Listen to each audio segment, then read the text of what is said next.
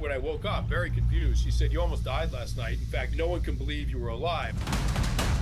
I went into the games not knowing what was coming. As humans, we just hate uncertainty. You just sensed that it was out there. You have to start somewhere. We're all programmed to push ourselves even farther. This is On the X, an Ironclad original.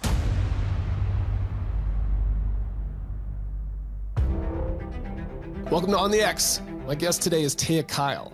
Most people know Taya as the widow of Chris Kyle, and that story is told in the book and movie American Sniper, as well as her own book, American Wife. As a result, we focused most of the conversation on mental health and how she's navigated it following her husband's death, both with herself and her kids. She's got some great insights that I wasn't familiar with, and I really enjoyed discussing the subject with her. We also talked about her nonprofit, which works to strengthen military and first responder couples. So here we go with Taya Kyle on the X.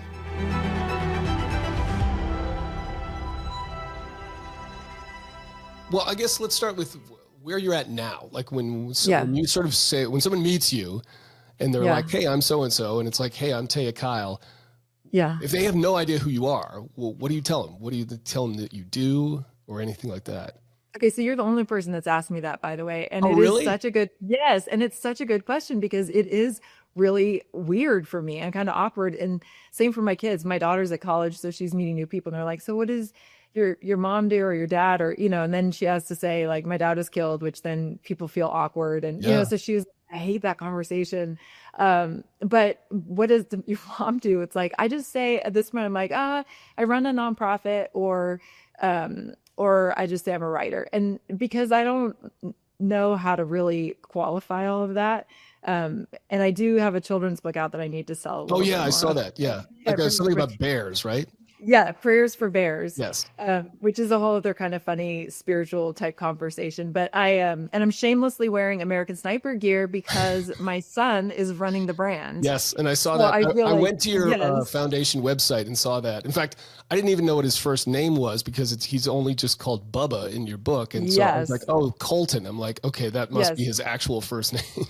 Isn't that nice? So I think at first there was a couple reasons, but I didn't want the kids to have to, I don't know, maybe it comes from my own growing up, but there are pictures I didn't, awkward stages that my mom could say, "Oh, that's so cute." And I'm like, "Well, I didn't like it." And now they're out there forever. So from a security standpoint, at first, it was important to us not to do that.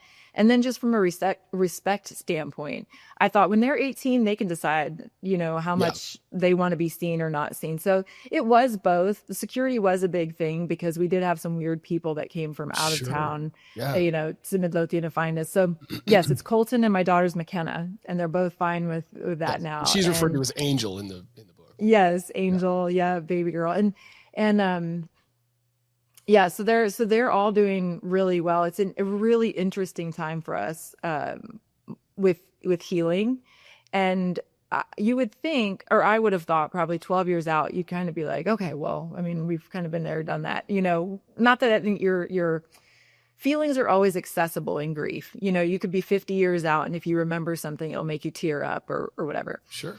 But we had so many things happen, so many losses over and over and over, different things, that our healing is taking a long time to figure out because we had different types of grief, from loss of extended family members who handled it differently, right? Who handled loss differently, who handled notoriety differently.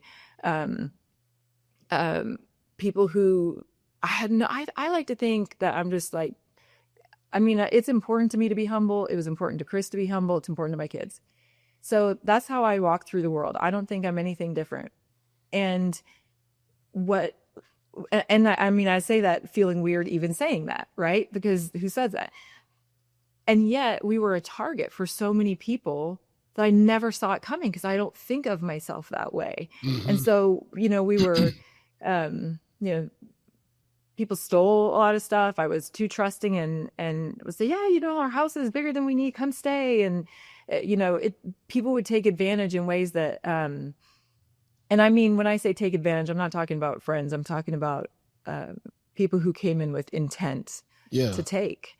And so my kids have seen that through the years too. And it's kind of hard to go through the world and Like Colton's very strategic and methodical, but he's like in business, he doesn't want to get chummy with anybody. He's a really outgoing guy and he'll talk to anybody, but he just doesn't want to get screwed. Yeah. And so he's really like more analytical, stayed back, doesn't want to miss it. Because Chris and I did too. When Chris was alive, we got screwed by people too, because we just trust, you know. And my daughter McKenna's like, I don't know about this. You know, it's just the world is full of ugliness and sadness, and we've lost so much. And ironically, she's the most positive person from her soul. That's how she was born. So the day before Chris was killed, she thought the world was perfect. Like her world was perfect. And she literally, as a 6-year-old, thought we have the perfect life. And I don't know how many 6-year-olds recognize that or think that. But she really did. And the day that she found out Chris was killed, I said, you know, I was kneeling down and they were sitting on my lap, and because they had stayed the night when I knew things were something wasn't right. Had my friend pick up the kids, and so anyway, she was dropping them off the next morning, and you know, my eyes filled with tears, and I just sat on the lawn and said, Daddy's been hurt. And she said, is he dead? Knowing that the answer would be no. And everything else was going to be okay then, right? So she was going right to the positive. I'm going to see what the worst is, and as long as it's not that, I'm going to be here and encourage mom and brother. And it's 6, you know? And yet she tried over and over, and her healing would take another hour to talk about at least. But it's been a really fascinating journey, and I see God through all of it, and I've learned so much from her. And from Colton, we tend to heal similarly, so it comes more naturally to me with his process. But hers, she went from this positive little girl to, you know, just really having a hard time with the joy. Why have joy if the rug keeps getting pulled out? Because it was like, okay, you deal with the grief of your dad who you're super close to, and then you have extended family members do and say and things that you're like, doesn't make any sense, and it's hurtful, and then you're not around them, and then you have another side of the family that they're going to come in and help, and they end up taking, and it's over the course of a decade. So her primary years from, you know, 6 to 16, 17, it's just been surprise after surprise of people she would get close to and think, oh, I'm glad they're here, to, oh my God, they just did that. And so that's my prayer really for her, is that she can be, you know, let her guard down to be joyful, if that makes sense. And it's hard. It's scary. Like if I talk with her about it, tears roll down her face, and she goes, it's scary. I'm like, yeah, it is. But nothing's going to be as hard as what you've already been through. Nothing. Yeah. Just getting back to the kind of the original question there. Is there the short, like, what do you do? What do I do? Well, I take people down rabbit holes, apparently, is the answer. No. So, I mean, really, that's it. I run my nonprofit. Yeah. And I'm trying to give back through, I've done some different projects. I had a jewelry line, Warrior Collections, to inspire people, and we're kind of shutting that down because I was focused in too many areas. You know, I did another jewelry line that was like a warrior spirit, and I was trying to take everything we learned and put it out there. I did the children's book, Prayers for Bears. It's about gratitude, even on the hard days. And so now I'm just trying to fine tune it and just say, okay, what if I focus on the nonprofit? I focus on my writing a little bit more. And like, will that be helpful, that I can do everything I want to do with those couple of things, in addition to being a mom? My son's getting married, you know, I garden, I do my stuff, and it's just, I as much as I try to pare down, it doesn't work very well. I think it's partially my personality. Yeah. So. Well, so there's a bunch of stuff you said in there that I want to touch on. The first is, it's really interesting to hear about a 6-year-old, even implying that their dad might be, like when you say something like that, hey, Daddy's been hurt, and she says, is he dead? That's unusual, I think. So do you think that is a result of the job, where it's like that had been a possibility for a long time? Because at this point, Chris wasn't on active duty. So I think in a lot of people's minds, I suppose with kids, it's like, okay, my dad's not in the military anymore, so he's safe now, right? Yeah. Yeah. Do you think that that's what that was, where it's just there's a little more wherewithal there from a kid that's had to have that in the back of their mind for forever, basically? Yeah, I think, I think there is a part of that because from the time they were young and we had friends die, and we would say, we had a friend who died and we're going to pray for them and their family. And so that was a reality. And we had a friend who died after drinking and got in a car accident in December before Chris was killed. And so there was that, not where they're long involved discussions, but she was aware people don't live forever, but I also think she is an incredibly intuitive, empathetic, spiritual person who knows things. I can't explain it any other way than that. And so her positivity was just going to come in like he's not dead was her point. He's not dead. So is he dead? He's not that, so yes, it had to have crossed her mind. And the sound that came from her when I just shook my head with tears, falling down my face was like, oh, it was just like she's very, very close to him. And so I think she asked it knowing he wasn't dead, and that she could encourage everyone from there. So it seems to me too that it's got to be different because the way we think about that, right? Like, so people die in the military, and we die in training or in combat, right? Yeah. Or it could be some other accident or something like that, I guess. But that piece of the job is sort of like, it's out there and that it's a possibility. And when it's in a combat scenario, it's not, we never refer to it as murder. It's like, well, it's combat, and that's the way it's done, right? Like we're trying to kill one another in a lot of circumstances. And like that's but it's when it happens on like American soil and it's not combat, then it's murder. Right. And I think it's got to hit you completely differently. Yeah, it does. I remember hearing that trauma, or death, 4 years is about a good amount of time to feel like you'll start kind of getting back into a group. But if it's an unexpected death, it's like 7 years. And then it's compounded by other things that's longer. So,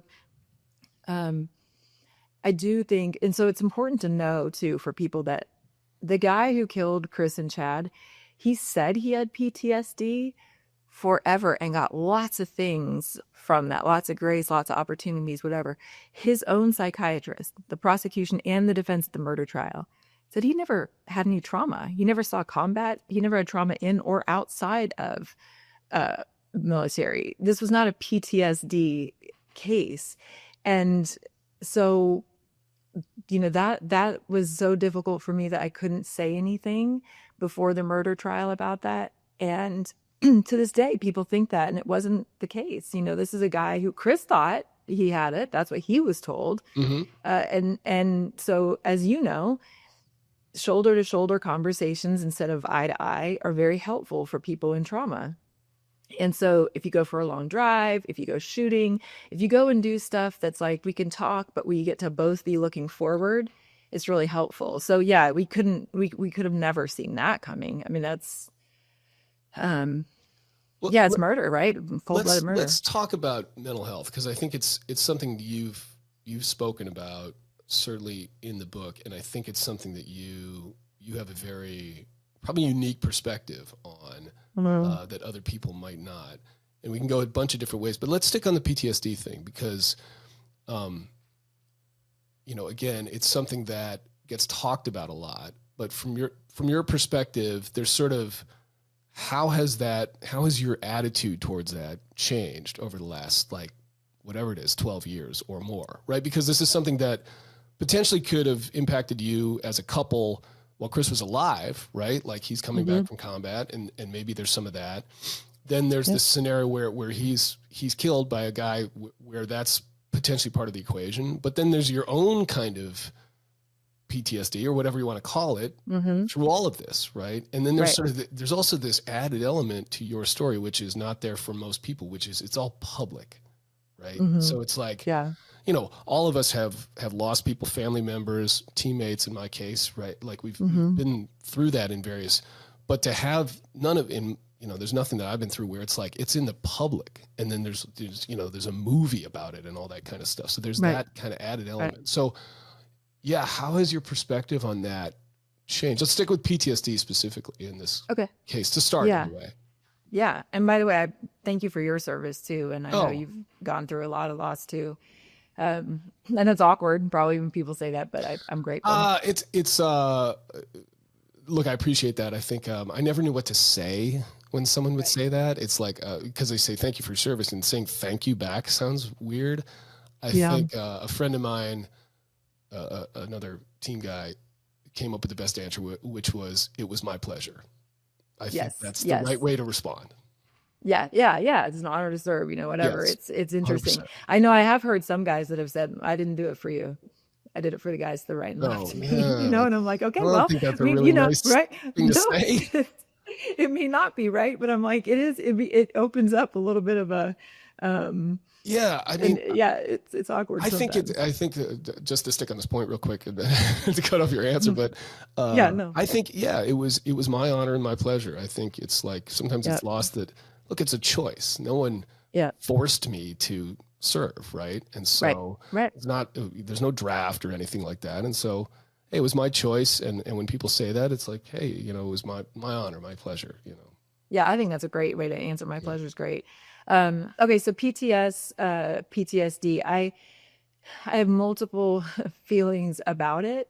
And one of them that may not be very popular is it is not just a veteran thing. And I say this because with our work with first responders, and there's so much with sex trafficking and drug trafficking, domestic violence, there are children who are raped every single day and they don't get a pass the rest of their life, but they have tremendous trauma. So I do feel, and I'm going to be sensitive to that issue because obviously my husband was killed by somebody who was claiming it to get something or to get away with or not do something. So on the one hand, I think, okay, so it is severe. It is real. It does change your life. It does change the way you react to things. It is challenging to live in trauma. It is life-changing to live after trauma. So it's our responsibility to dive in a little and to see that there are so many different ways to get help. Not every way is going to help for you. If somebody says, well, I don't want to go talk about it to somebody, I don't blame you. Then don't. What's next, right? Is it acupuncture? Is it yoga? Is it breathing? Like the deep breathing? Is it sound baths? Is it going for a walk and just sitting in nature for 30 minutes? Is it diving into your faith? I mean, there are so many ways that I have learned to heal that I want to encourage people to keep looking, to keep finding, and also that it's okay to want an escape. When you have trauma, I think everybody wants to escape. And the idea that you want to escape this life and kill yourself is reasonable. I feel like we have to get past the idea that that's somehow so horrifying. I think it's reasonable for human beings to want out of this life when it's too much, right? Who doesn't? So then it becomes, so now what do you do with that though? It's not this thing that you have to hold on and be quiet and be scared about. It's something that you have to say, I'm having these feelings like I don't want to live this life, and then allow people to sloppily go through it with you. It's not perfect, and we know that. And I think a lot of times people don't want to talk about it because they don't want to hear somebody go, oh my God, I'm taking you to a mental hospital, or I'm gonna, you need help, or you can't. The thing that they need to do is tell me about that. What's going on? That's the best thing you can do, because if you overreact, that's why people don't want to talk about it, right? Because they don't actually know how they're feeling. So with trauma, I think one of the best things people can do is to hear what's going on. How do you feel? And then not try to solve it, not try to fix it, not try to get them out of it with encouragement. And this goes against me, by the way. Let me hear. Let's fix it. I know this. I know that. Let me get you to the right places. So I've had to learn primarily with McKenna, my daughter. We heal differently and we process differently. So to tell somebody what they should do is not right. Okay. So bear with me because it's a I know I'm talking for a long time. I That's think it's okay. really It's fine. important. Okay. So after Chris was killed, and I just was telling McKenna, my daughter, this recently, I said, the governor and his wife, who were friends, said, there's so many people coming from out of town and out of state for this funeral. We will host you all at our house after the burial, just so you can take a breather before you head back home, right? Because it's 3 hours from us to Austin, where Chris was buried. And I was telling McKenna, she doesn't have all this memory. I said, I remember we're sitting outside on the patio, and you held my hand. You said, I don't feel good. I don't feel good. And I said, I know, honey, I'm sorry. We'll be leaving pretty soon. And, she sat down and she had a fever, and I was like, oh, sitting with her for a minute, and then somebody would come up and I would say, oh yeah, thank you. And for me to be distracted is pretty good when I'm hurting. And there were guys that had Colton showing him different things. And when I retold her this story in the last 6 months, she said, that's so mean. And I said, what's mean? And she said, it's so mean for people to ask you to come to their house after you just buried your loved one. What we needed to do was go home and be together and be quiet together.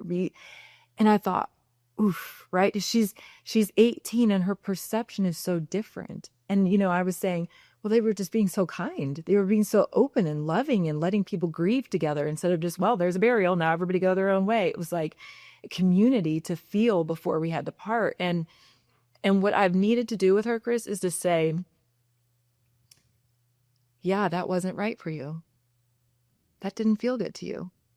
She went home and she had 106-degree fever for days. Yep, the doctor was telling me to watch, make sure her lips didn't turn that's blue. high. She didn't have seizures. That's like dangerously high. Dangerously high. Yeah. She had a kidney and urinary tract infection. Her body just started to, it was like, I was changing a diaper on her. She wasn't getting up to go to the bathroom. It was very scary. The thing was, our bodies are going to get what they need. So her body needed to shut down, and we weren't shutting down. So her body did it for her. And so I have a very, by the way, this mind-body connection, mind-body stuff, 100%. Yep. Huge. There's so much about that. Oh, Yeah, it gives me chills. 100% agree. And so as I've learned, so when somebody says I've had ideas I don't want to live, or they're in trauma, the best thing you can do is say, yeah, imagine so. Tell me about that. Yeah. And then when they say, well, I think this world sucks and whatever, yeah, I can see why you think the world sucks. That's so hard for me, because I want to say, yeah, but there's so many good things. Or I want to tell them why they shouldn't be feeling so down, because they came to me for a reason. Don't they want me to help them feel better? Yeah. No, Taya, they don't. What they really need is for you to hear them and say, what do you need? Yeah. Right. Allowing somebody to express themselves. Right. Like, I think. And validate it. Yeah. Yeah. Right. Yeah. And there was actually a psychology tool, just reflection. And it's fascinating. I've done it with people, but I did it with a friend of mine where I said, I'll show you what the tool is. And so she started to talk, and everything she say, I would say, reflect back the last few words. So if you were to say to me, Taya, the Navy SEAL Foundation is a great organization, I would say it's a great organization. Now, I didn't go, it's a great, or it's a great. I just we'll use that soundbite for the yeah, exactly. And so you reflect it back. Then they say the next thing, and you just repeat a couple of words. You don't restate it. You don't restate for understanding.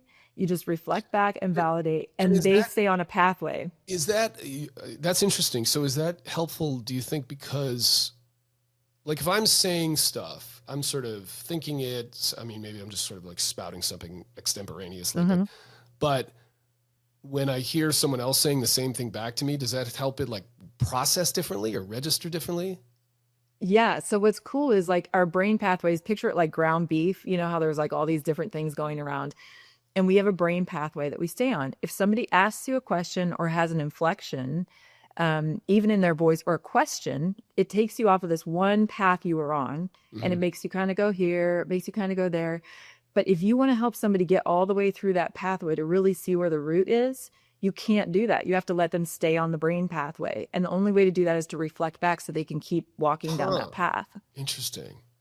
Yeah, it's really fascinating. And twice in this conversation with my friend, I said, I asked a question, or I had an inflection. I was like, crap, and it kind of started to take her off. And I quickly just went back and said, yeah, it's a great you were saying it's a great organization, to get her back onto the last thing she said. And then she went, yeah. And then she kept walking down her path. So you might think, or I would think actually, that somebody's going to see me or hear me doing that and think, what the hell are you doing? No, 30 minutes later, she had no idea. And I said, I'm so sorry I have to go, but I just did reflection with you for 30 minutes. That's and she was really like, interesting. turned red, embarrassed. And she was like, what? Similar, almost like the poor man's EM. Do you know what EMDR is? Have you ever done EMDR? Yep. Yeah. So EMDR, though, takes you off the pathways a little bit. It makes your eyes move to create new pathways. But you sort of like, you're just following your line of thought, right? Like that's when I did it anyways. It was just like, okay, we're going to start here and you're just going to sort of follow where your line of thought goes. And it may go all over the place. Yeah. But it's sort of just staying, to your point, sort of staying on the path wherever, like nothing's distracting you from it, right? And I wonder if that's somehow similar. Okay, so I want to go with you on this because I love that too. That's another tool. That's why I get like that's why I just want to encourage people, keep looking. Not every tool works for every person. I am 100% with you on that as well, because I've spent a lot of time in this with my own journey, and I have a lot of recommendations for people to try, but I always say like it's a bespoke regimen for you. Like you gotta, what worked for me might not work for you, and it doesn't mean it's wrong in either case. It just means we're different. Like we have our own tools. Yeah. Yes.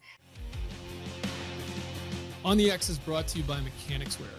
Mechanix Wear gloves are kind of the go-to glove, I think, for most people out there, whether it's working around the house or on the job or some kind of tactical setting. That's certainly been the case for me throughout my life.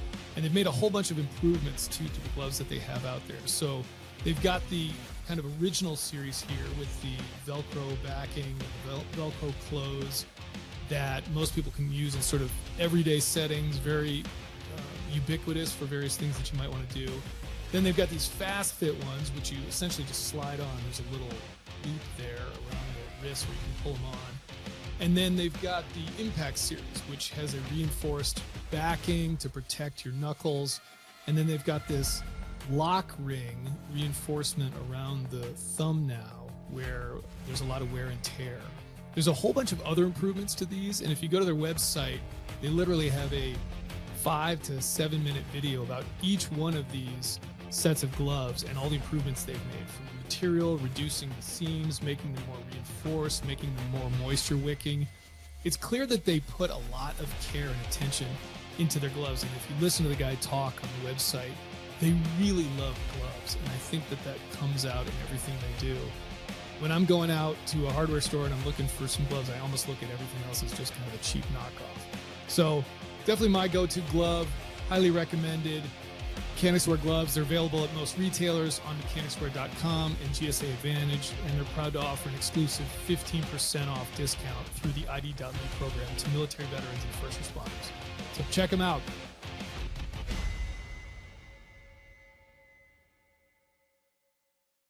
Okay, perfect. So EMDR is similar in that you have these brain pathways, right? It takes you down the path, but with your eye movements, it's giving you bridges to kind of go out and explore a little bit. So you can stay on the path, but it gives you, I would say it's like this overflowing river that gives little tributaries out. And that needs to happen because the river's flooding, right? And so so if you're on a brain pathway and you talk about it over and over, it like gets deeper and deeper and deeper. And that can be problematic too. So on the one hand, somebody might need to follow their pathway all the way to the root. On another one, they might say they've been on this pathway over and over and over, and the pathway is getting so deep, they have no way to kind of get out of this stuck place. And so EMDR then, with your eye movements, you can walk down that path, like you said, and they'll give you some eye movements that kind of like alleviate the pressure on that pathway and give you little outs. And there's like accelerated resolution therapy is another one. And they just move a light kind of back and forth, and it connects your right brain and left brain. But you don't even have to really talk. You just say one thing that you're thinking. And I mean, I have stories about that were mind blowing and going, oh my God, it allowed me to have a conversation with myself in a way that connected. Like I could go emotionally, this is true. Logically, this is true. It was actually about dating. I said, every time somebody would ask me if I wanted to date, not a stranger, but like a friend, like, why aren't you, like a serious conversation? I'd feel like throwing up. And so I'm like, I can't be wanting to throw up every time somebody asks the question, right? Like, I guess I need some help with this. So I could say emotionally, this is why, but logically, I know why that's not valid. Yeah. Right. but I'm either on this pathway or that pathway. And in the middle, I want to throw up because they're both deep pathways and there's just no connecting. So accelerated resolution therapy then had me go this way, that way. And I started to have a conversation with myself. In the middle of it, she says, can you rewrite the contract with Chris? Yeah. Right. And yeah, so that's like the EMDR stuff too, like rewrite the narrative. Yes. And so accelerated resolution therapy, I said, that's pretty EMDR-ish. And they're like, no. But I agree with you, right? Because it's still eye movement, you know what I mean? Yeah, I mean, like, connecting. Yeah, I know. So, it's funny. Anyway, so I started to ugly cry so hard and I got this knot in my neck and my back. And I was like, and I felt stupid because I'm ugly crying. I go, I don't want to do this. I can't do this, you know? And she goes, okay, hold on. And then she had me like visualize scooping out the knot in my back and my neck and setting it aside and alleviating the pressure. She goes, rewrite the contract with yourself. I could do that while my eyes went back and forth. And what it did is it allowed me, it's like I had the two pathways and the eye movements gave these bridges so that the next time somebody asked me about dating, it was all connected. So I didn't feel like throwing up. It was all connected. It's like my brain learned how to go, it's all right there and I can easily answer you.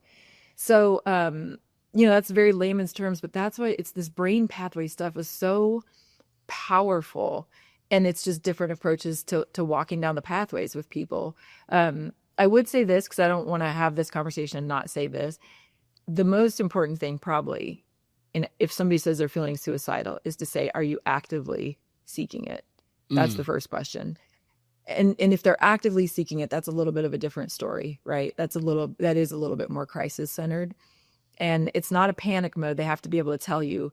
And then it's like, okay, so then it's a matter of what do you need right now to not do, like, where can I meet you? Let's talk, what kind of help do you need immediately? But if they're just like, I don't want to live, that's the one where you go, tell me about it, talk to me about it and process it calmly and slowly with them. And of course, I'm not a doctor, I'm not a psychologist, but I know that one sunset to one sunrise was a mantra a lot of times for me too. Is just, I just got to get through this one sunset, one more sunrise. That's my goal today. And I had other motivation. I would not have taken my own life because I wouldn't have done that to my kids, period, flat out. Like, just absolutely wouldn't have done it. And I do believe that suicide, you take people with you. And I think it's not, it's not fair. Yeah, and I know they don't mean it that way, but no, it's a contagious thing too. Yeah, that's interesting with that. I've never heard of that resolution therapy stuff. I've never heard of that, and I've gone deep with a lot of these treatments. EMDR I found super, like with my own kind of trauma stuff. I thought EMDR was super effective. It is kind of amazingly effective. Where I was like, wow, how did that work? It like twice. Yes. I did it twice, and I was like, yeah, I think I'm good with that now for the most part. Isn't that awesome? Yeah. Yes. There's another one called ETTIA, and you have to go like .org. But anyway, I don't know how active they are on it now, but they were active before, and it was a color therapy. Mm-hmm. Oh yeah, you talked about this in the book. Oh my gosh, therapy. Yes. I was like, how does this work? And how does that work? At the code. How does it work? So your body associates, when it's concentrated on a color, it associates positive and negative emotions with it. And this speaks to the soul too, because everybody, it's the same, which is wild to me. Wait, so what do you mean by that? Like, so the same color registers the same kind of emotion for everybody? Yes. Oh. Yes, but there's a grid. So there might be 10 positive things and 10 negative things that everybody will experience with this one color when focused on it, right? And so it's not like, just I see it that way, but so what they would do is you'd be in front of you with the chart and you'd go to a color and you'd feel something, and you'd go to another color and feel something else. And it's a diagnostic tool as much as anything else. Like, I had a friend who was so skeptical, wouldn't believe it. She could look at the color. She's like, I'm not really, feeling much. And red came up, and she just, go ahead. Is it like a piece of paper that's a color, or is it light, or what are you looking at? It's like this. So there's one that's like the size of that palette behind me that you might sit, and then it's adjustable. So as your eye level, they can put a certain one in front of you. There's a light box. So there's a box you can look into that they do lights. Okay. And they do some EMDR with that. There's color sticks that they use. So it's a lot of different things. Okay. But I'll tell you, like, one of them was, and I was skeptical at first too, but it's actually research-based, science-based. Totally. I asked some doctor friends and they were like, no, this is all legit. If it works. I'm If sort it of works, like, who if cares? it works, I don't really care about that. I mean, that's just No, I the get it. reality of it in my. No, I get it. personal- No, you're right. And part of me was like, well, I don't want placebo effect. But who cares? cares? If it helps me, who cares? I Yeah, know, right? I Like agree. placebo. I mean, Yeah. the funny thing is, like, the placebo effect is a real thing. So it's like, hey, if it works, just If it and, works. I mean, I could go down a whole rabbit hole on placebo because Yep. it tells us so much about how what we believe matters and how that Yes. impacts us, right? Like, Yes. people don't focus on how important the placebo effect is, like in terms of understanding the impact that has on you, right? So it's like, Our thoughts. you know, it's right. Like, so it's like, Mm-hmm. there's never been a more stark, like empirical evidence of like what you believe impacts what happens to you, like the way you Yes. feel and like, and can impact your body, right? Going back to the mind body thing, like the Mm-hmm. placebo effect tells you all you need to know about that, Yeah. you know? Oh, you and I could talk for so long. So here's another one. I'm just sidestepping it for a second, but to your point, if you know somebody or if somebody's listening and they say, I'm an anxious person, Yeah. stop saying that. Yeah. Dude. Stop saying that. Right. But what you can say, and what I Terrible like thing to to say, because, right. But my faith is, and they don't think anything of it, and I get it, but my faith would say, I am a child of God. I experience feelings of anxiety. Mhm. Yeah. Like, speak over who and what my soul is I'm like, I belong to God. Like, my spirit is in this world fighting an earthly battle, but I am not of this world. And I am a child of God. I am experiencing sadness. I am noticing feelings of, whatever. And it makes a big difference because you're defining yourself Yeah. as something, right? And right now in culture, we all want to say, what do you identify as? And I'm like, in my opinion, I'm like, your identity is that you are a child of God. Whether you accept it or not, that's my belief, is that you are a child of God. That's your identity. The rest is this earth, right? The rest is just what you're experiencing, what you desire, and what you want in this earth, how you want to be perceived on this earth, The I am thing is really good, because what I always tell people is most statements you say when you say I am that type of thing, I am an anxious person, or this is just the way I am, that kind of statement it's just the way you've become, right? Like what you've done is you've developed a habit of, or a pattern of whatever it may be, of this behavior. But like, it's not the way you were born. It's not like some inherent quality, like your skin color or something like that.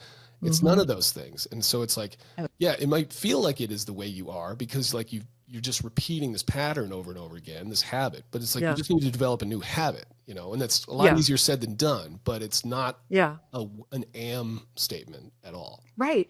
And we actually had this conversation last night. I have a women's Bible study at my house once a week, and we were and it's very like community fellowship, just talking and, whatever. And people were talking about it and we were having some laughs, but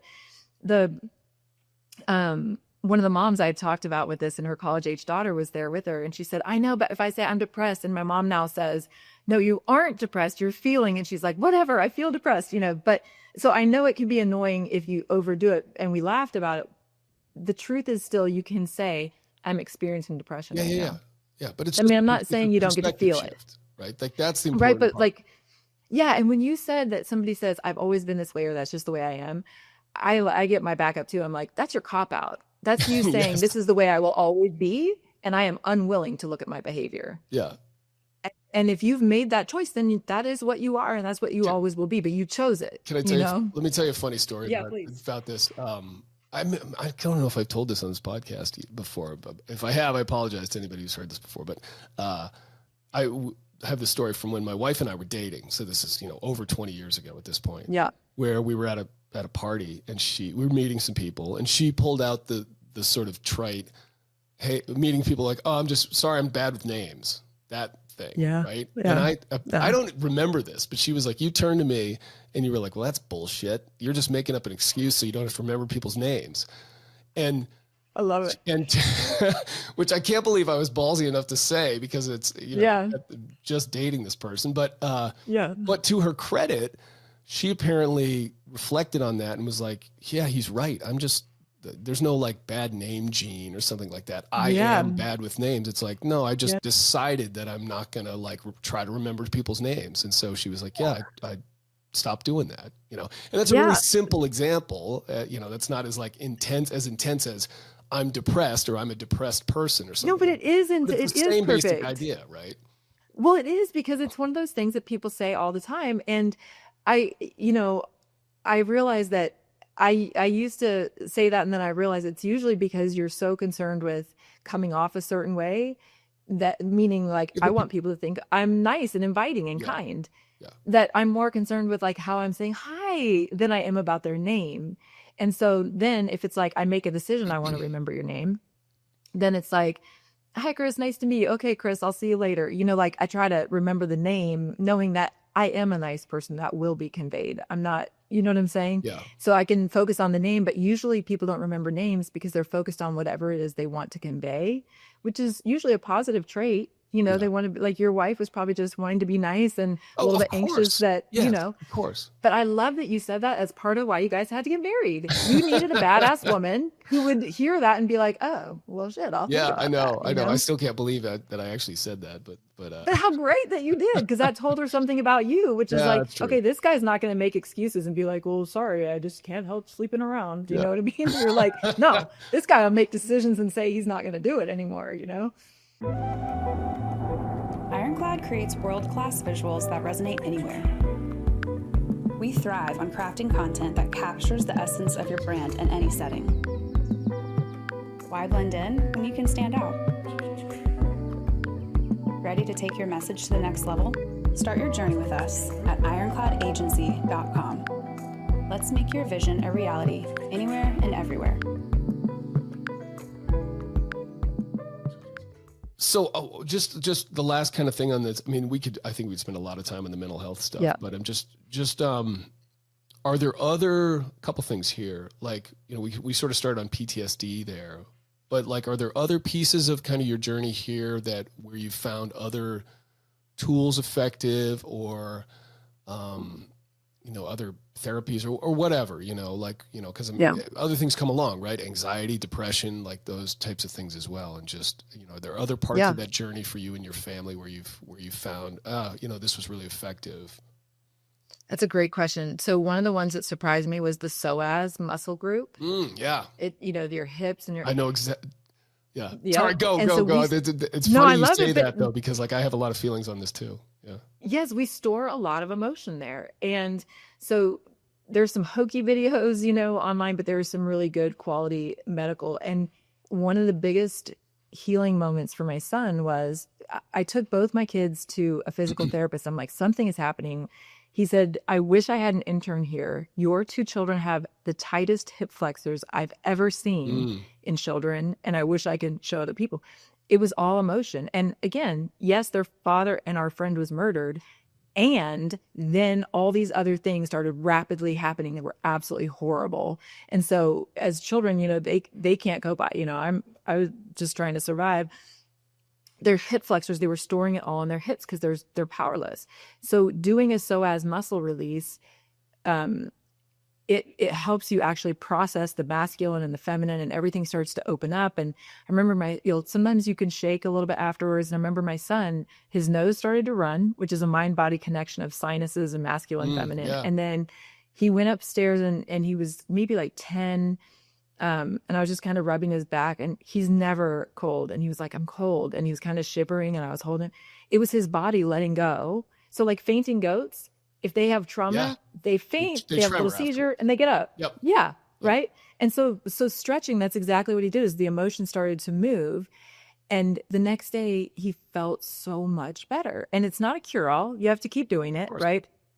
But it made a dramatic difference for him. And it does for a lot of people. You speak to it. I mean, it's psoas muscle group is so I'm huge. big on psoas stuff. It's interesting. I had never thought of it in this context. So I'm big on sort of stored emotional energy, sort of body keeps the score, Bessel van der Kolk. Yes.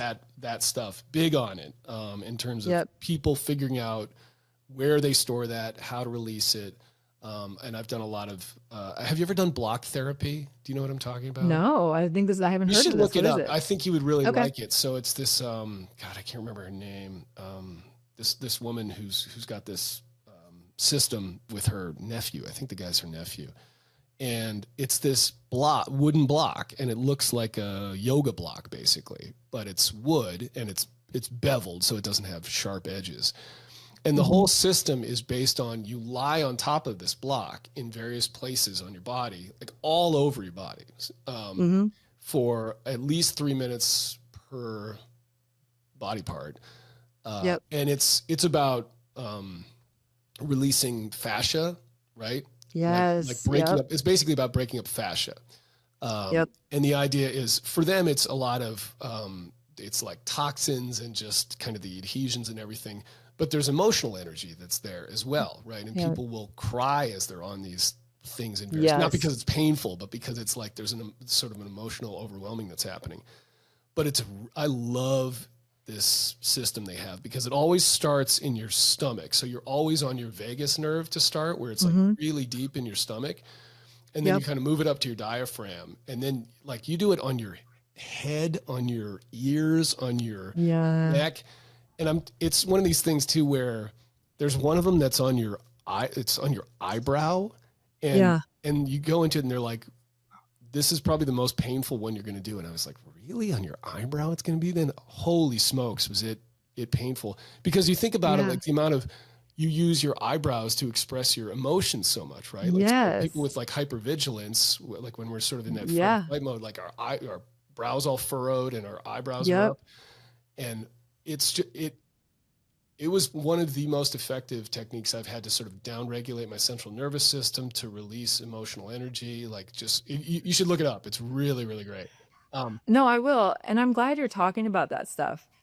People don't realize, like, I think from a divine perspective, I think God gave us an opportunity. The way he wired the body, the mind, and the soul is he knew in this world, our mind would want to compartmentalize and ignore out of safety. And so he gives the body as a backup to say, you're still ignoring something that's important. And so you can even look up like emotional connection to wrists. A lot of times if you're doing this, it's you're trying to be flexibility with your mind.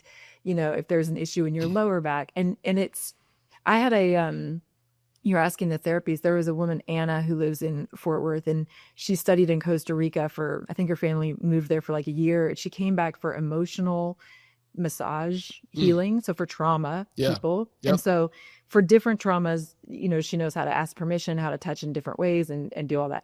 For mine, she would come in and eventually it was like, I just bring a roll of toilet paper with me because I would just snot cry. Like, you know, when she would get to different muscles and maybe she would ask me something and I'd be like, oh my God, like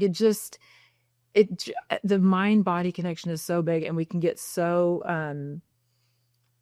stuck in thinking, well, I go to the gym or I go for whatever exercise, and miss so much about what your body is actually telling you out of love. You know, it's all out of love, that it's like, I know it sounds kind of hokey. I know what you're saying. The way I see it is like your body is trying to help your mind. And what we do is go, my back hurts. I hate my back, you know, and it's really like, I think it's one of these things that if you think it through, it actually makes perfect sense. Agreed. We accept that we have memories, right? We experience things and we remember these things. Some things, not a lot actually, but we do remember things. And when you really think of that objectively, it's very bizarre, right? It's like we have an experience and somehow we store the information in our cells, right? Like organically, we're storing information. But we most people kind of stop there, where it's like, it's just data, like it's just a file that you pull out, right? Yeah. Yep. But there's no reason to think that the sort of the emotional component of it isn't stored there too. And we know that you don't just have neurons in your brain, like you have them in other parts of your body. You have them in your stomach and you have them in your heart and everything. So the ability for a cell to store not only data, but the emotional energy of it doesn't just exist in your brain. It exists in all these other parts of your body, right? So when you talk about your body, you know, we say that like term, like your body's telling you something, like, yes, it legitimately is telling you something, right? Like there's a neuron in another part of your body, like a thinking thing that Yep. we think of in our brains. It's like, yeah, trying to communicate something to you. Yes. Right? Like there's unresolved something and it can be resolved. Like Yes. that's, I think, the other thing, right? It's saying it like, you don't have to live in this pain. Like I'm in pain here, but we don't have to be in pain. Brain, can you get this girl to listen and connect and work with us? Because I think the body generally wants to be healthy, so It's I trying. feel like when there's, right, it's trying. And so it's trying to tell us something. So like you said, so what is this part trying to tell me, and you can go to a doctor and there can be some things, I still think for most things there's, it's energy. Yeah. Yeah. On the psoas thing too, I had never thought about my psoas being the thing that's storing some of the emotional energy, but that makes a lot of sense because it's always been a very tight muscle for me too. Yeah. And when I would, when I first kind of like, I'm sort of CrossFit, that's kind of my thing. Yeah. But when I first started doing it, I would get what I thought was my lower back was like super tight during certain exercises, like anything where I was like really front loaded. And it was like, man. And then finally, I don't even remember how I came onto this, but someone, whatever, I found out, oh, it's probably your psoas. Didn't know what that was at the time, but then got to know this. And it was like, okay, you can lie on top of a kettlebell, or I use like a big blue supernova ball. It's like this giant, kind of ball that you just lie on top of and kind of roll around. And it would like fix it immediately almost, right? Like 2-3 minutes of rolling around on that thing, really digging in. It's like, oh, that's so much better. I always thought it was just kind of the workout thing that was going on there and the fact that you sit all day long, but I had never thought that that's probably an emotional energy thing too. And I talked to other people who have the same problem. They're like, oh, my backside. I'm like, it's not your back. It's your psoas. It's pulling on your lower back. That's what's happening. Yeah. Yeah. And so you feel better and you might go, oh, I feel so much better because I'm not in pain. And yes, that, and you probably just cleared something emotionally. You let a little bit of flow through, Yeah. It's fascinating. I don't know how much time you have. Are you? I don't know. I want another hour because we haven't even talked about the first responders and the. Well, so let's go there. Let's Okay. talk about your foundation. Because I'm assuming it's like it was the Chris Kyle Frog Foundation, and then now it is the Taya and Chris Kyle. Taya and Chris. Yeah. So Chris Kyle Frog, this is what I got back. Feedback was nobody knows what it is. It's about marriage. The Chris Kyle Frog Foundation doesn't say that. Okay. So I'm like, oh, okay. We can work on that.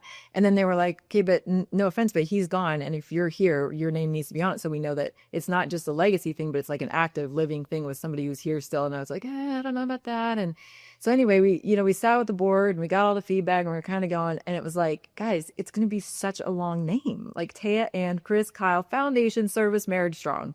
Like, how do we do that? And so that is what it is. It's Taya and Chris Kyle Family Service Marriage Strong, but we call it TACF, like Taya and Chris Kyle. So that's why we changed it, but it still has the frog logo because that's something we created for Chris, like the frog bone, as you know, tribute to fallen Navy SEALs, and he's on Overwatch position, and the cross is over the right eye for his friend Ryan, and so, but it's for first responder and military couples, active duty and retired, and the Army did a study a long time ago. It said 80% of service suicides are relationship related, not that the people in the relationship are to blame, not anything like that. It's that, Chris, after serving, you still need and crave one safe space, right? You want one thing that works in your life, and we want support, we want love, and to feel like the rest of the things you can't make sense of in trauma,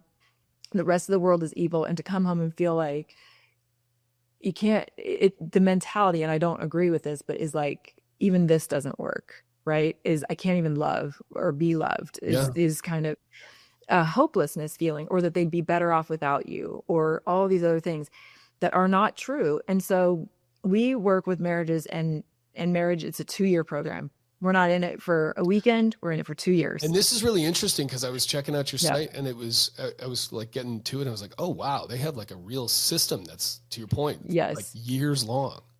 Yes, 2-year long, because marriage is not a quick fix. The greatest thing about this is that it really isn't rocket science. It's that you just don't have the right tools for the right job. So when, it's like a service marriage compared to a civilian marriage is almost like you're giving a carpenter a plumber's tools and telling, like, a civilian tools don't work in the service marriage. They're not the same. You can't have dinner every night at 6:00. You can't plan a date, once a month and count on it. You can't talk about communication on a regular basis with ever-changing schedules, with trauma, with the changing roles and the transitions of who's in charge now. I mean, there's just a couple of the best things we do. We come from a strengths standpoint. So the first thing couples do is they take a strengths finder, each individual, and the rest of the 2 years we're going to be pulling on your strengths to build your marriage and help you go. So here's an example. One of my top strengths is ideation. My brain pops full of ideas. Mm-hmm. So if Chris brought me an issue, my best strength that I can bring to the table is I've got a lot of ideas on how to help. That is not at all what he needs. And I'm trying to figure out, why do I always feel like I want to do that? Mm-hmm. Well, if you help me identify it, because that's one of your top strengths that you're trying to pull to the table. So how do you make that strength an Olympic strength? So here's an example. If you said, Taya, we want to redecorate our room and we just want it in blues and whites, and I come to the table and I want to bring you my best. In the past, I would have said, okay, here's all the things you can do with blues and whites, and that would look fabulous. If you hadn't thought of it though, some blacks and some greens would be cool. And if you wanted to, you could also do, right? So I think I'm bringing you the best, but what I just did is totally overwhelm you and step outside of what you asked. You asked me for blue and white.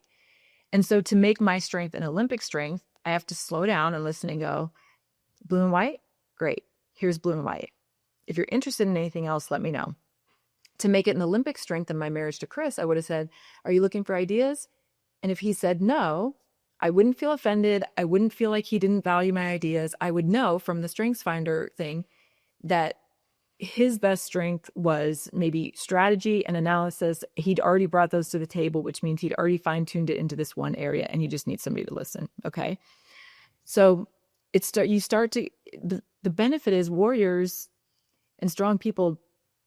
Why would you want to go to the first thing and just go, let's talk about your weaknesses, right? No, like, tell me how to make my strengths better, right? And when we do that, they come away with all these things of like, oh, I had no idea. Yes, I knew that was my strength, but I didn't realize how I was using it or misusing it in my marriage. Here's what I can do differently. That's one thing. The other thing is talking about realistic tools for check-ins, like simple things like I think, I feel, I need. You may not have 20 minutes in the morning to count on for a conversation, but you can give 3 sentences. I'm thinking about this. I'm feeling this. I feel like I need this today. That's a very simple example. And I know it's 2 years worth of stuff that I'm trying to give you little examples, No, but great. I'm saying like there's little things like that where, okay, if that's the agreement with this couple, then you don't get into a discussion. If it's an I think, I feel, I need situation, it's just 2 people saying think, feel, need, got it. We connected on something that we can talk about later. But the rule is you can't dive into it right then. Now, right? Are people sitting down like with a therapist for this? Oh, yeah, that would help you to know. Sorry. So because we help all over the country, and we've done some internationally, but we have one coach with the couple. Mm-hmm. They do strengths finding and they go through 10 sessions. It's a coach. A lot of them are licensed therapists, but they're working in a coaching capacity for our foundation. And so they go through the same 10 subjects that every other couple is going to go through, but it's one coach, one couple. You go through that for 10 to 12 sessions. Then the next thing is you go to a small men's group and she goes to a small women's group. Okay. And it's like 6 women and it's all online. 2 coaches for the small group. And you go through 10 topics and your husband's going through the same 10 topics tailored to them and their needs. And you're going through the same topics tailored to you and your needs. We're matching. The group is built up of people from different battalion, command, first responder. Like, you're not going to meet these people at your job. Your career is not at risk for talking about things, right? Yep. You don't have to see them at the grocery store. They're not going to talk to you. Okay. Yeah. Smart.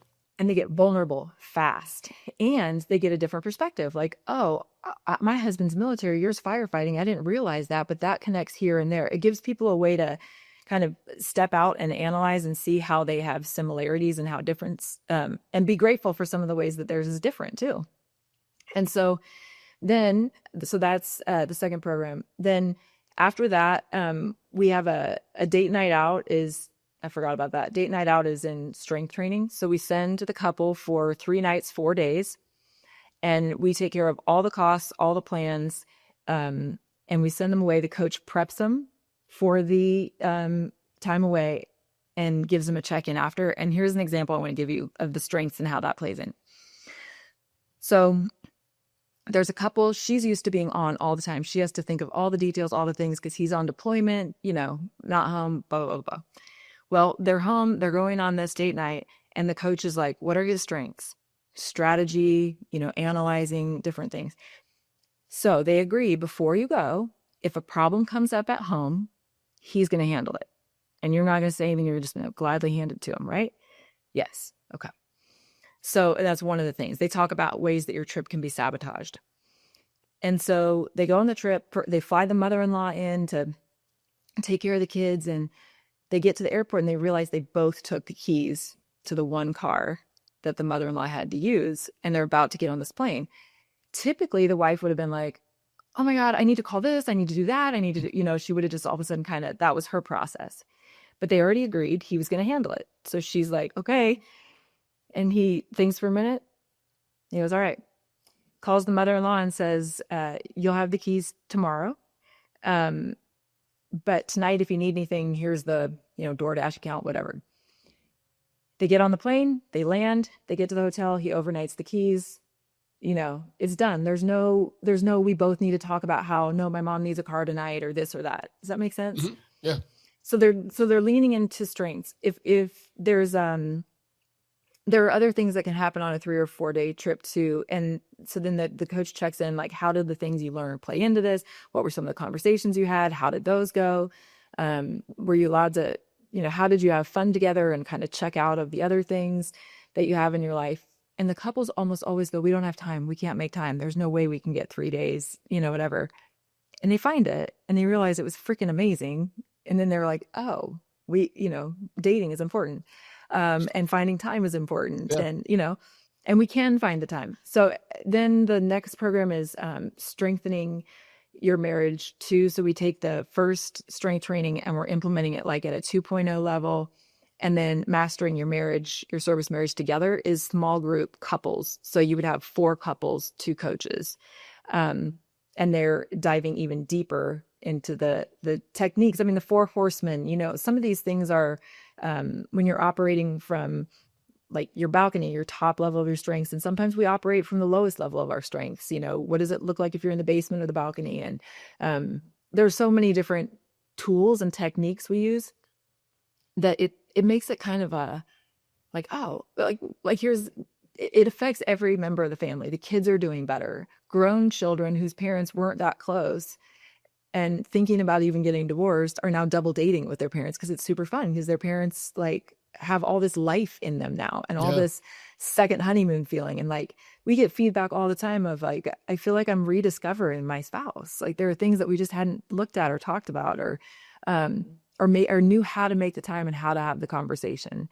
So we're teaching them how to have the conversation successfully, instead of, this never goes well, I'm not going to bring it up, how to find the time, how to flirt, intimacy. There's experiential intimacy, intellectual intimacy, spiritual intimacy, physical intimacy. You have to be hitting on all those cylinders with your kids, with you're taking your kids to a basketball game, experiential intimacy. That's you guys building something together on an experience. Yep. Intellectual, having the time to think about some things and talk about some exciting ideas, and in a way that isn't going to cause conflict, and it's and physical intimacy, when there are issues and when things have fallen apart. Why? How much men, respect is key, and in getting respect from a badass woman is what I call a kingmaker, right? I mean, right? Don't you feel like a king when your wife, who's a badass, respects you? I mean, right? Yes, I suppose so. Yeah. But if she She's but a if she badass. doesn't respect you, yeah, that's what I'm saying. So it's not like this, oh, I'm nothing. That, Oh, so no, we not have at this all. tendency in society where we think if we give our husbands respect in some way, it means we're less than. No, your respect means more because you are a badass, Yeah, I mean, and respect is a thing you should give everybody, like, I think, to start anyways, right? I mean, like, it is, yeah. but I will tell you that respect for men is something that is in your DNA. It started when you were young, and it's the most important thing for a man to have respect. And tell me if I'm wrong, but from every man I've talked to, it's like you can tell if you're walking out of a grocery store in a suit, and let's say you just came from a funeral, you're just suit, and there's a guy on a Harley, and he looks at you and he spits on the ground, and you just keep walking. What's your impression? Say that again. What happens? So you're walking out in a suit in a grocery store. You're Yeah. walking out, you're in a suit. And you're just observant. You're looking around. There's a guy in a Harley who's looking at you and he spits on the ground. Yeah, makes I know eye what you're contact. saying. Yeah, it's sort of you're like, hey, jackass, what are you doing there? Okay. Kind of thing. Do you tell your wife that guy on the Harley just spit on the ground? I don't know. I mean, I don't know. I think these days I try to spend less time worrying about things that don't have anything to do with me, right? Where I'm like, Okay. yeah, it probably has nothing to do with me, right? So it's like, now if it was someone Right. I knew or where Right. it was like we had a history or like a relationship, that would be different. But if it's just a stranger, Yeah. I don't know. Maybe I would tell my wife about it. I don't know. It depends on what else most we're guys- talking about. Right. So most guys, if you're not going to say anything. It's just part of your world, right? Mhm. Like you said, it's not really about you. That guy might think this, but your initial reaction was jackass, Yeah. because women, if I have another woman out there and if your wife has another woman, giving her the up and down, she's probably going to be like, that bitch just did that to me. And she's probably going to tell you, But so women are always shocked at like, wait, you wouldn't say anything to me if that happened? And no, like that's just part of life. But somebody's challenging the respect is the whole point of all of this, right? Mhm. Men get challenged on respect in different ways. If it's your colleagues, your coworkers, all these things. And yet to be a respectful man is to be, I think when a man feels respected, he feels like a good man, right? Mm. And if you feel like people don't respect you, I think it challenges your value of how good a person you are. If you're not getting that from your kids and your wife, like they just have no respect for you, is that a place you want to be? No, yeah, definitely not. Yeah. Right. I just think we have to earn it. I think everybody should Okay. respect is something we should earn. Okay, so you're so funny, Chris. Okay, so I agree that you should act in a way that's respectful, and you are the kind of man who will take on a challenge and do it. And there are women though that say, "I'll respect you when you earn it." Mm. I teach us to say this all the time. That's the same if your husband said, "I'll cherish you when you earn it." Yeah. Every single woman would be like, "The fuck yeah. did you just I say?" know Like, what you're saying. Yeah. And so this is kind of where I was going, I think, with my original thought on this is like, I feel like the right way to approach these things I've always felt is like, hey, I'm going to respect someone who I know nothing about. I'm just meeting. Like, Right. I'm automatically going to start there. Right. Yes. And then see which way things go. Right. Do they then earn that? Right. Do they sort of, okay, Yes. they deserve that, or do they not? Right. So it's like that Yes. attitude towards other people, but then internally always thinking like, okay, this is something I need to earn consistently. Right. That's kind of, Yes. Okay. That I agree with 100%. But for like a husband or a wife to say, it's like saying, "I'll love you when you earn it." Is not, that's shitty. right. Yeah. Right. So, but you'd be surprised how many times it's like in a deployment or first responders, the schedule's always changing. They can't count on them for anything, but it's not the service member's fault because the command is changing everything. I know you've been in that situation where it's like, sorry to let you down again. Right. Yeah. But it's not you letting it, it's the command. But over time, it starts to be like, well, I'm not going to count on you for things because I can't. It's disappointing. And when I can't count on you for things, do I respect you the same way?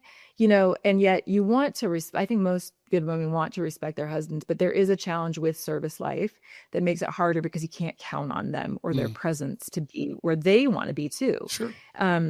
And so it's a matter of saying, okay, in this situation, we're going to give you the respect. And the woman is like, yes, cherish looks a lot like respect. Like if you open the door for a woman or you're chivalrous or you're cherishing her and you're like, hey, how can I serve you? Then that feels like respect to a woman, but it is different. I love like that a man, word, by the way. different.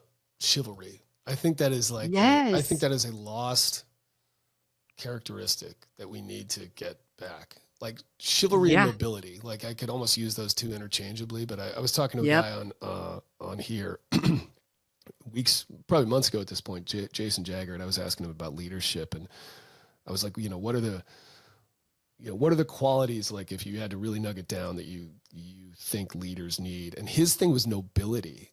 And I thought that was such a great word, a great way to encapsulate. Yeah. Like if you wrap up, like, if you're trying to, like, how do you act, like in one word, right? Yep. I think that's a great word for it. And chivalry, I think, is really close. I think we kind of assume, or we associate chivalry with, like, knights in armor and stuff like that. But that's like, I think that's kind of decorum and courtesy. And I worry about us kind of devolving away from that sometimes. Well, and that's a valid point though, because like my son, he's told his girlfriend, he's like, I'm getting to that door as fast as I can, but I don't want you opening your own car door. Not because he can't. She's a badass, right? He said, because I want to, because I care for you. And we're dangerously getting to this place where women, and I've had men friends who have opened a door and the woman will get like offended or something. Right. And fortunately, some of them will say like, look, this is how I was raised. And the woman I love more than anything, like my mama, I would open the door for her, and I'm going to do the same for, like they'll say something back. But I think it is a kindness. It is acknowledging. And so like there are guys who I think will go, could I help you with that? Where they might have before just helped. And I'm always like, yeah, thank you so much. I really appreciate it. I'm going to help the woman next to me too. But like, we're getting dangerously close to men feeling like, oh, should I help that woman, or is she going to be offended? It's like, no, help me out. No, it's a kindness, it's a human kindness, and it's chivalrous. And I think, and it's to me, that's just a courtesy thing across the board. I try to hold doors open for men or strangers, right? In a grocery store or something. Like that's just, it's like being polite.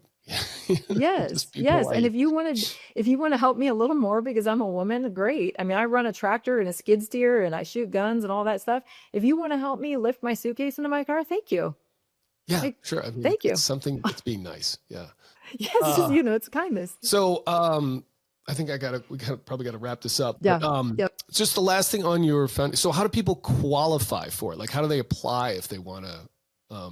They just go online, tacf.org. Okay. And they apply, and we get them in. It's Baylor University studies our program.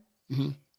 I always want scientific backing for everything that we do. Sure. And I want the research based, over 99%, like phenomenal success. They even asked other statisticians to study it again repeatedly. I mean, repeated programs, they're like, have another one look at it, because that's a pretty high success rate. And they come back the same. Again, it's because of the service members and their spouses. It's like, they're service oriented. If you give them the tools, they'll do it. Right. They just need the right tools. Yes. I mean, it's not us, it's them showing up and us going, hey, we're glad you're here. Here's some things that work for your lifestyle, and they're like, oh, cool. So, right. Well, that's awesome. Yeah. Well, thank you so much. Look, I really enjoyed the conversation. This was a lot of fun.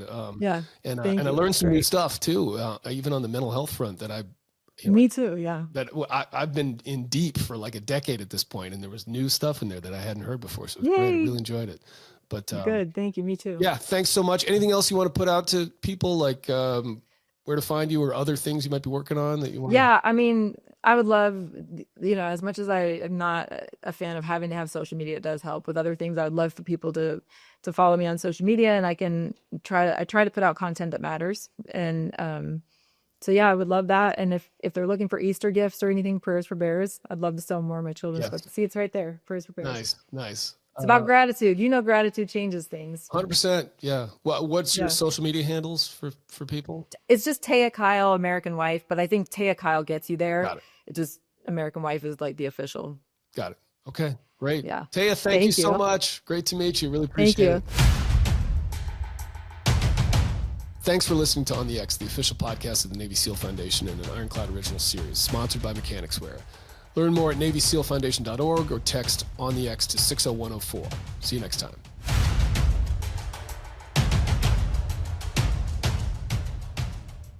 For the past 15 years, we've been known as the turnkey branded content company. right? That means that we take brand and content to the next level. So if you're Garmin and you want us to shoot your new watch at the side of a cliff in the middle of Colorado, we source the location, we get the permits, we find the talent, we get the side-by-sides. We make everything happen for a world-class piece of branded content.